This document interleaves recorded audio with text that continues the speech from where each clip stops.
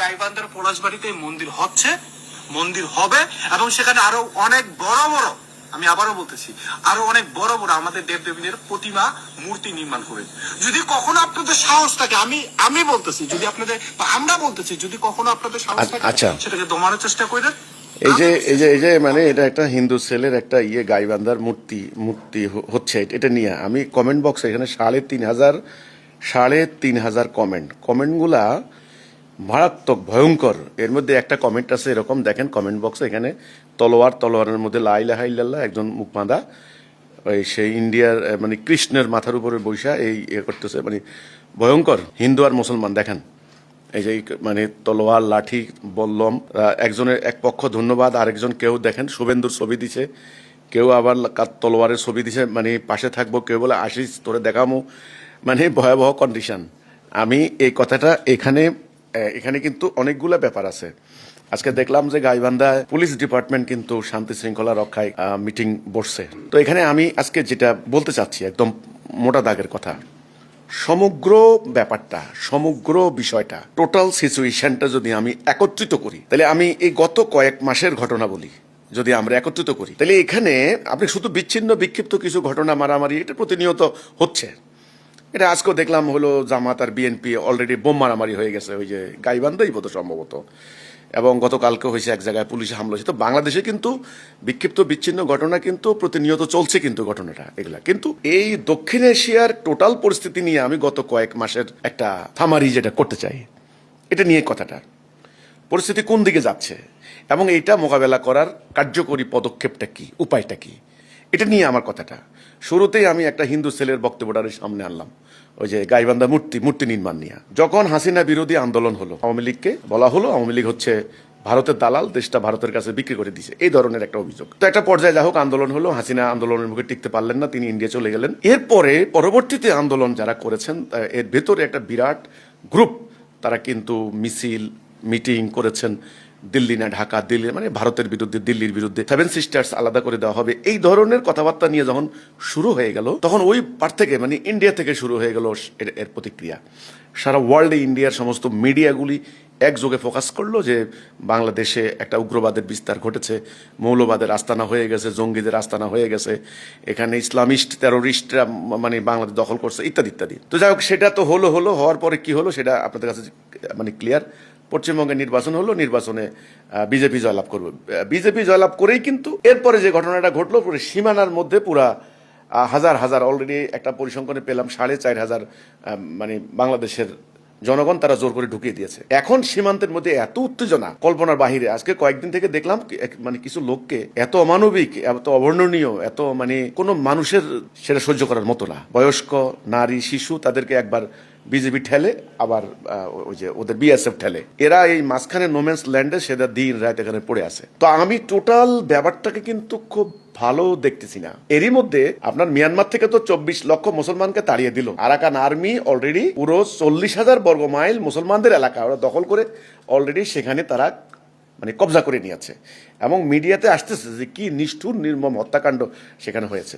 সেখানে জাতিসংঘ কোনো নিন্দা করে নাই, সেখানে চীনও কিছু বলে নাই, ইন্ডিয়া তো বলেই নাই, কোনো মানবাধিকার সংস্থার কোনো কথা নাই। তো এখন আমি যেটা দেখতে পাচ্ছি এখন টোটাল এই দক্ষিণ এশিয়ার অবস্থাটা, আজকে কেন আমি এই জিনিসটা হঠাৎ করে এত বড় মানে মূর্তি নির্মাণের প্রসঙ্গটা কেন আসলো এই গাইবান্ধাতে, এর কারণটা কি? এরই মধ্যে কিন্তু মানে সীমানায় শুরু হয়েছে কিন্তু প্রচন্ড চাপ।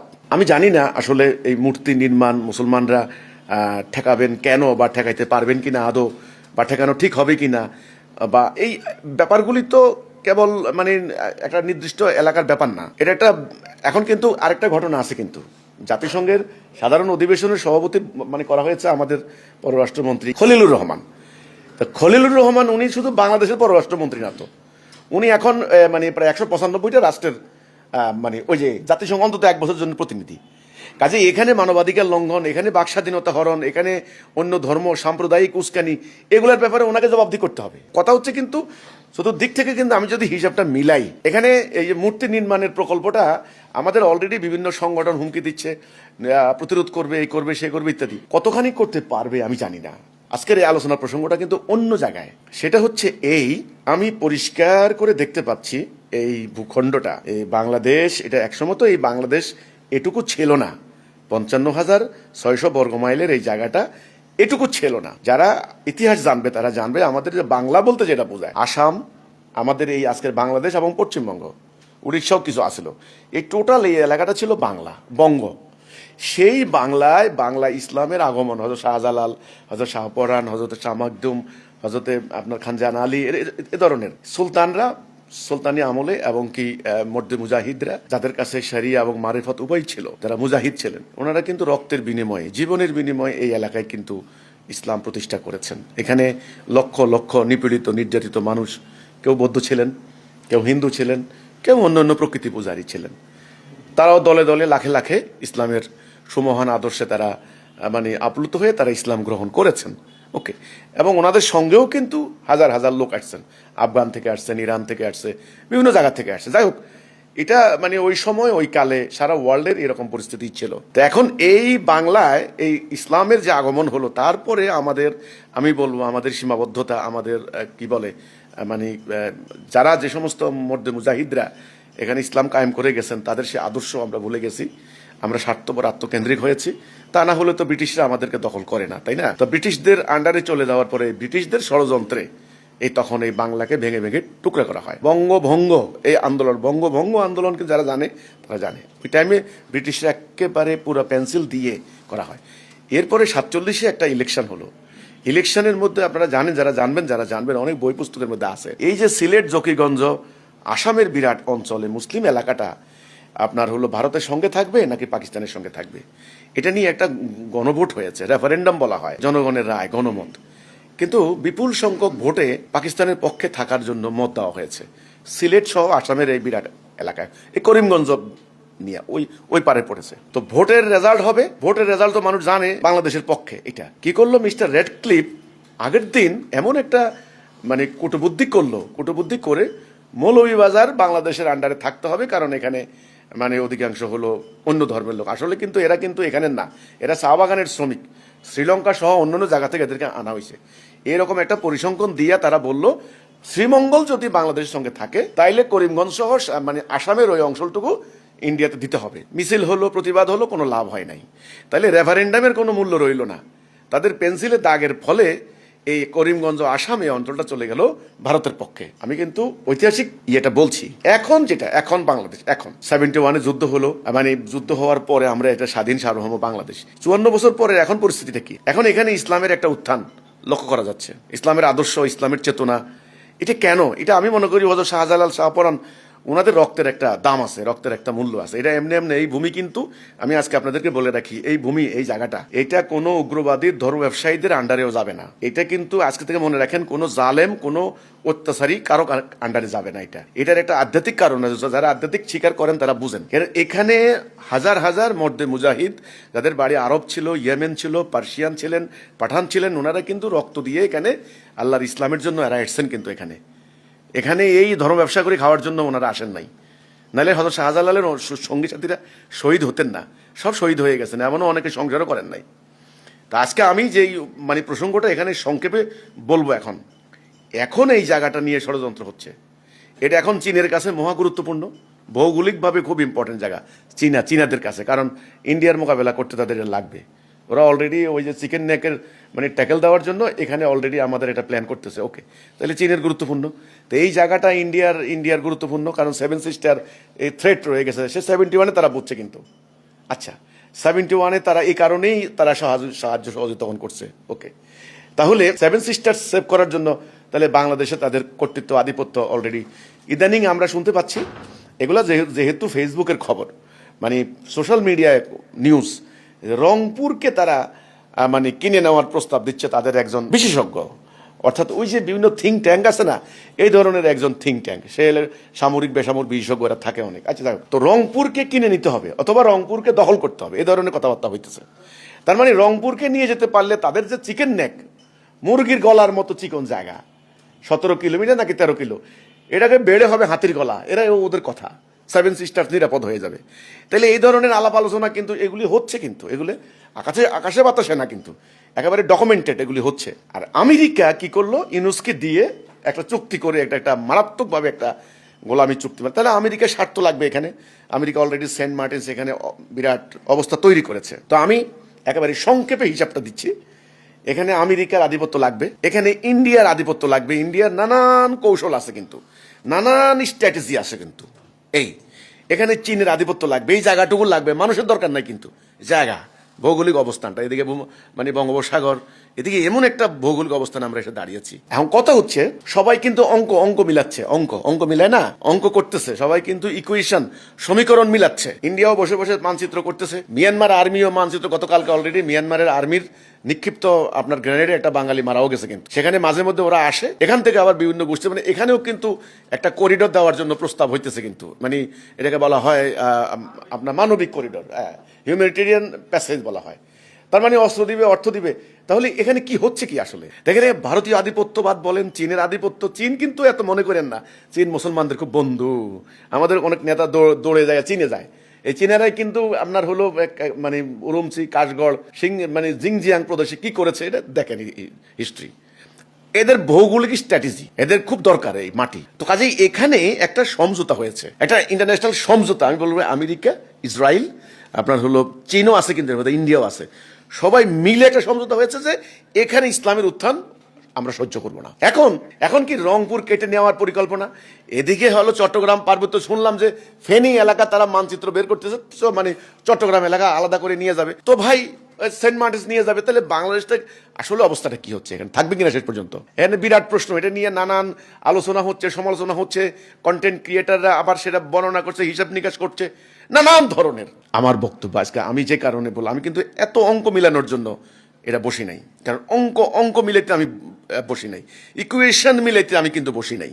এটা বলে কি লাভ, এটা তো একেবারে সাদা চোখে দেখা যায়। বাংলাদেশকে মানে কিভাবে নিশ্চিহ্ন করা যায় এটার জন্য একটা প্ল্যান হচ্ছে। আমার আজকের যেটা কথা সেটা হলো, এটাকে এই আধিপত্যবাদ, দখলদারিত্ব, বা এটাকে এই যে সাম্রাজ্যবাদী দখল বা যাই বলেন না আপনি, কিভাবে রোখাবেন, কিভাবে ফেরাবেন, কিভাবে ট্যাকেল দিবেন, কিভাবে রক্ষা করবেন, সোজা কথা।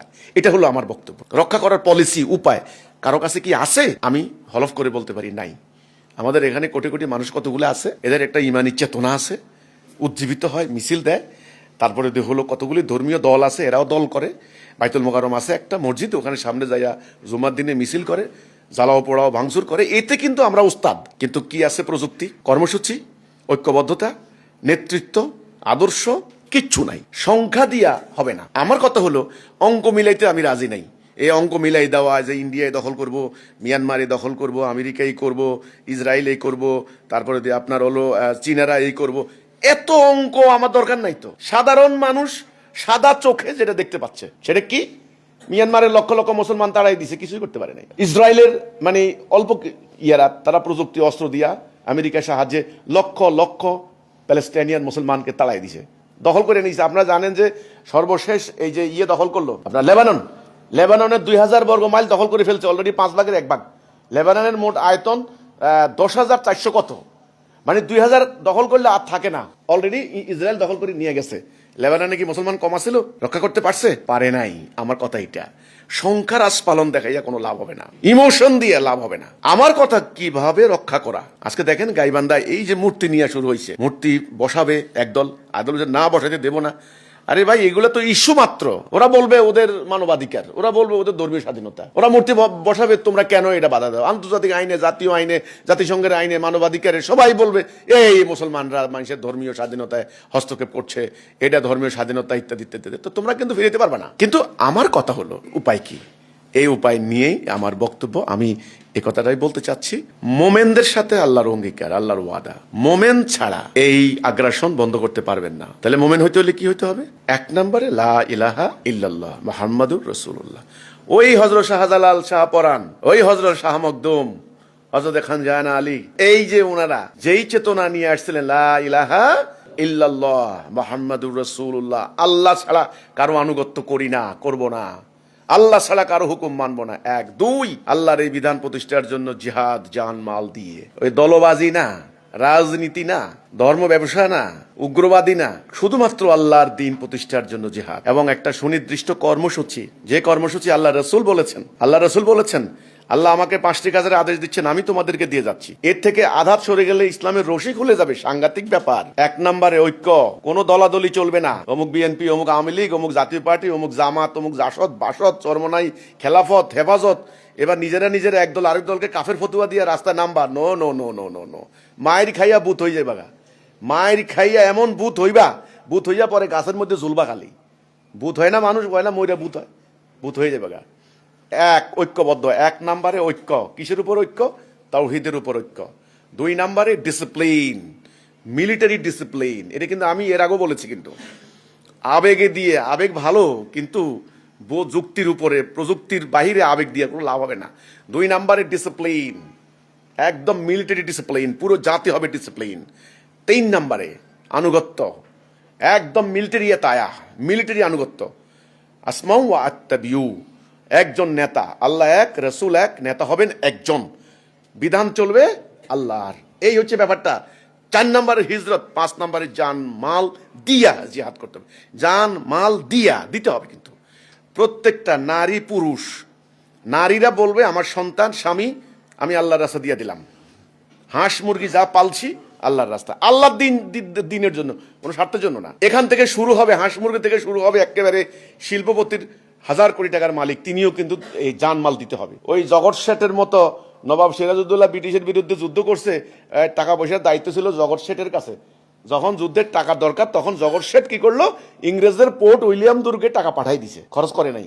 আপনার হাইরে গেছে কর্নেল ক্লাইভের কাছে 3,500 মাত্র ইংরেজ, আর 57,000 নবাবের বাহিনী, হারলো কি করিয়া? এ তো ইসলামের ইতিহাস না। 5 নাম্বার হলো জিহাদ, জান মাল দিয়ে জিহাদ করতে হবে। এই জিহাদের কোনো ব্যক্তিগত স্বার্থ থাকতে পারবে না, এই জিহাদের ভিতরে কোনো সাম্প্রদায়িক কোনো থাকতে পারবে না, লোভ, ক্রোধ, কাম এগুলো থাকতে পারবে না। No no no. Hazrat Ali যে ওই যে জিহাদ করেছেন, মানে আল্লাহর জন্য, শুধু আল্লাহর জন্য, দুনিয়ার একটা ইটের টুকরার আশা নাই। তাহলে এই জিহাদ করতে হবে, তবে তিনি মোমেন। সূরা হুজরাতের 15 নম্বর আয়াত, তিনি হবেন মোমেন। এই মোমেনদেরকে আল্লাহ সাহায্য করবেন। এই মোমেনদের মানে মোমেন জাতির নেতা হবেন একজন। মোমেন জাতি জান মাল দিয়ে শুধুমাত্র আল্লাহর দ্বীন প্রতিষ্ঠার জন্য জিহাদ করবে। তারা কঠিনভাবে প্রশিক্ষণ নেবে, মিলিটারি ডিসিপ্লিন যাকে বলা হয়। এদের এই সংগ্রামের ফলে মদিনাতে যেমন 1000 শত্রু মদিনাকে ক্ষতি করতে পারে নাই, ছোট্ট মদিনা রক্ষা হয়েছে। কিন্তু সবাই মিলে পেটে পাথর বেঁধেছে, সোজা কথা, সবাই মিলে 1 বাটি দুধ সবাই ভাগ করে খেয়েছে। ওই প্রেরণা, ওই আদর্শ, ওই চেতনা, তখন রাসূলুল্লাহ সবাইকে নিয়ে প্রতিরোধ রচনা করলেন, মদিনাকে কিছু করতে পারে নাই, পুরো আরববাসী এক হয়েছিল। কিন্তু এটার নাম আহজাব। তো আজকে আমি এই প্রসঙ্গে এখানেই শেষ, আর বেশি কথা বলবো না।